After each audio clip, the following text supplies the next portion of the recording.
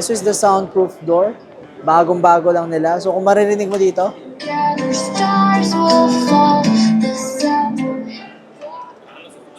diba? Ayos. Ito ang tinatawag namin flexible stone. Actually, yung akala nyo travertine o kaya yung mga natural stone na mabibigat na kadalasang nilalagay sa cladding, this is it. Makikita nyo. Ang maganda dito, it's waterproof, it's fireproof, and it's a sunscreen na rin. Ang tawag naman dito is MDF acoustic panel. So, pwede nyo siyang gamitin sa karaoke rooms o kaya sa mga office na kailangan ng mga meetings. Pantry cabinet. So, kung makikita nyo ang taas, di ba? Usually, katabi siya nitong mga modular cabinet. So, kung makikita nyo here, kapag binuksan natin siya,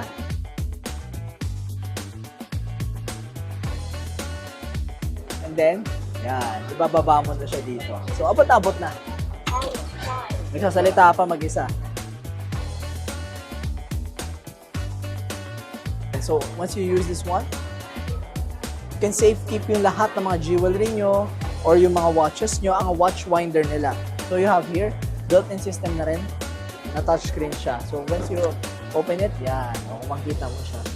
Umiikot pa. So, pwede mo siyang kontrolin here. Yan yung direction, pwede mong palitan. Yan. Pwedeng kabila, pwede rin yung ilaw.